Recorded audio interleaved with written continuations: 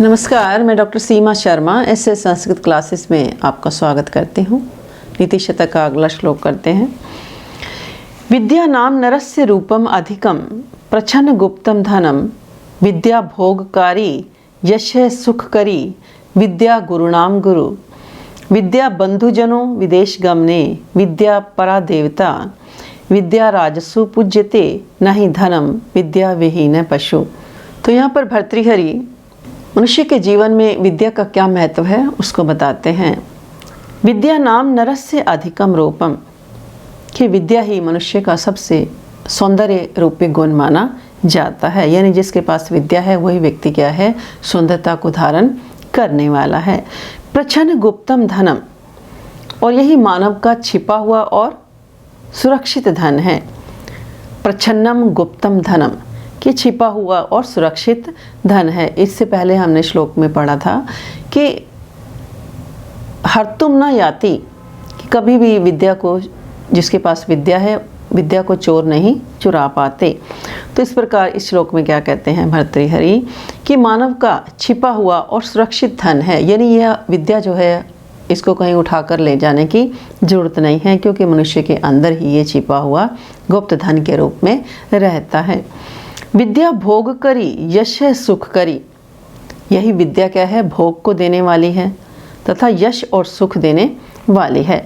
यानी विद्वान जिस व्यक्ति के पास विद्या होती है वो क्या है कि मानो एकदम ऐश्वर्य संपन्न हो जाता है, और विद्वान व्यक्ति का चारों ओर यश फैलता है और सुख को भी देने वाली होती है। विद्या गुरुनाम गुरु, और विद्या गुरुजनों का भी गुरु है। यानी विद्या जो है श्रेष्ठ गुण माना जाता है। विद्या विदेश गमने बंधुजन है, और विदेश जाने में विद्या ही, जब कोई व्यक्ति दूसरे देश में जाता है तो वहाँ विद्या ही मित्र के रूप में मानी जाती है। विद्या परा देवता, विद्या ही सबसे उत्तम देवता है। राजसु विद्या पूज्यते, राजाओं के यहाँ विद्या पूजनीय होती है। धनम नहीं, धन नहीं पूजा जाता। विद्या विहीन पशु, विद्या से रहित व्यक्ति पशु के समान माना जाता है। तो यहाँ पर विद्या का महत्व बताते हुए भर्तृहरि क्या कहते हैं कि मानव जीवन की सुंदरता एकमात्र विद्या ही है। यानी हमारे पास कुछ भी ना हो परंतु विद्या हो, सहन शक्ति हो, तो हम सबसे श्रेष्ठ प्राणी माने जाएंगे। तो एकमात्र विद्या रूपी जिसके पास धन है वही व्यक्ति सुंदर माना जाता है। और विद्या धन कैसा धन है, छिपा हुआ धन है। ये चोरों के द्वारा हरण नहीं किया जा सकता, एकदम हमारे अंदर ही सुरक्षित बना रहता है। विद्या प्राप्त करने के बाद मनुष्य क्या है, सम्मान और सुख को प्राप्त कर लेता है। विदेश जाने पर भी विद्वान का सम्मान होता है। तो विद्या को प्राप्त करके ही चारों ओर यश फैलता है, सुख प्राप्त होता है। और यदि कोई विद्या से रहित व्यक्ति है तो उस व्यक्ति की तुलना किससे की जाती है, पशु के समान की जाती है। कि साहित्य और संगीत और कला से विहीन मनुष्य पशु के समान माना जाता है। तो यहाँ पर इस श्लोक के माध्यम से जीवन में विद्या के महत्व को बताया गया है कि किस प्रकार विद्या जो है सौंदर्य के रूप को धारण करने वाली होती है। और विद्या एक ऐसा धन है कि जो मनुष्य को हमेशा ही युग के समाप्त हो जाने पर भी विद्या धन कभी भी समाप्त नहीं होता है। तो अगला श्लोक करते हैं। शांतिश्चेत कवचेन किम किम अरिभि क्रोधो अस्ति चेत देहिनाम ज्ञातिश्चेद अनलेन किम यदि सुहरिधि दिव्य औषधि किम फलम किम सर्पै यदि दुर्जना किम किमु धनै विद्या अनवध्या यदि व्रीड़ा चेत किमु भूषणै सुकविता यद्य अस्ति राज्येन किम। तो यहाँ भर्तृहरि मनुष्य जीवन में गुणों की महत्ता और अवगुणों को त्याज्य मानते हुए धन की अपेक्षा विद्या की ही महत्ता को बताते हुए क्या कहते हैं। तो यहाँ बहुत सारे गुणों का वर्णन करते हुए और अवगुणों का वर्णन करते हुए भर्तृहरि जी क्या कहते हैं कि धन की अपेक्षा विद्या ही का ही महत्व यहाँ पर बताया गया है। कि देहि नाम शांति चेत कवचेन किम, कि मनुष्य के यदि अंदर क्षमा गुण है तो किसी प्रकार कवच को धारण करने की आवश्यकता नहीं मानी जाती।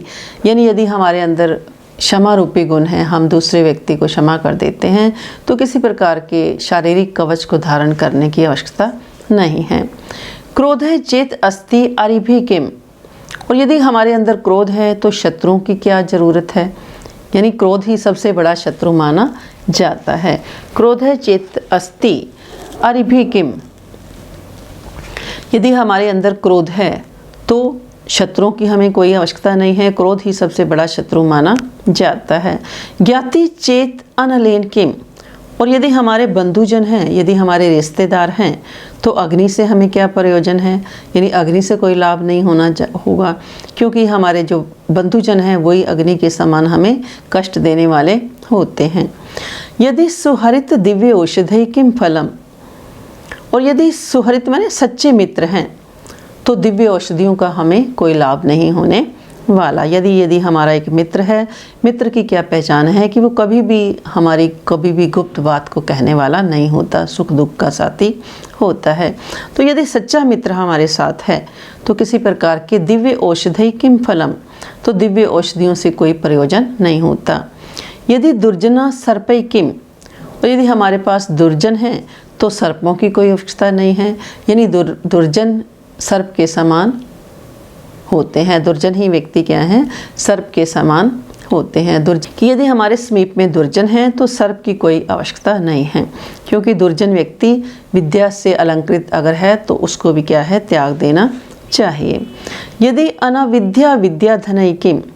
और यदि दोष रहित विद्या है तो धन की क्या आवश्यकता है, यानी हमारे पास अच्छी विद्या है, शास्त्रों को हमने पढ़ा हुआ है, अच्छा ज्ञान है, तो धन की कोई आवश्यकता नहीं है, धन अपने आप ही आना शुरू हो जाएगा। व्रीड़ा चेत भूषण किम। और यदि मनुष्य में लज्जा रूपी गुण है तो आभूषण पहनने का कोई प्रयोजन नहीं रहता। यदि सुकविता अस्ति। और यदि हमारे अंदर काव्य करने की कला है तो राज्यन किम, तो राज्य की क्या आवश्यकता है। तो इस प्रकार से ये जो हमारा श्लोक है इम्पॉर्टेंट है पेपर के लिए, कि किस प्रकार क्वेश्चन आंसर के रूप में भी ये पूछे जा सकते हैं कि मनुष्यों में यदि क्षमा गुण है तो किस कवच की आवश्यकता नहीं है, तो कवच की कोई आवश्यकता नहीं है। यदि क्रोध है तो शत्रु की क्या ज़रूरत है। यदि बंधुजन है तो अग्नि से कोई लाभ नहीं। यदि हमारे सच्चे मित्र हैं तो किसी प्रकार की एक दिव्य औषधि का प्रयोजन भी समाप्त हो जाता है। और यदि पास में हमारे दुर्जन हैं तो सर्प की कोई ज़रूरत नहीं है। यदि दोष रहित विद्या है तो धन की क्या आवश्यकता है। यदि लज्जा रूपी गुण है तो आभूषणों से कोई लाभ नहीं है। यदि काव्य की कला है तो राज्य की क्या आवश्यकता है। तो यह भर्तृहरि इस श्लोक के माध्यम से क्या कह रहे हैं कि मानव जीवन में क्षमा गुण उसकी रक्षा करता है। क्रोध शत्रु के समान कष्ट देने वाला होता है। बंधुजन अग्नि के समान जलाने वाले होते हैं, यानी हर समय दुखी करते हैं। और श्रेष्ठ मित्र औषधि के समान सुखदायक होते हैं। दुर्जन सर्प के समान कष्ट देने वाले हैं। सच्चा ज्ञान धन का अर्जन करने में समर्थ होता है। लज्जा गुण मानव का अलंकार है। काव्य की कला से जो आनंद मिलता है उसके समक्ष राज्य का सुख भी निरर्थक सिद्ध हो जाता है।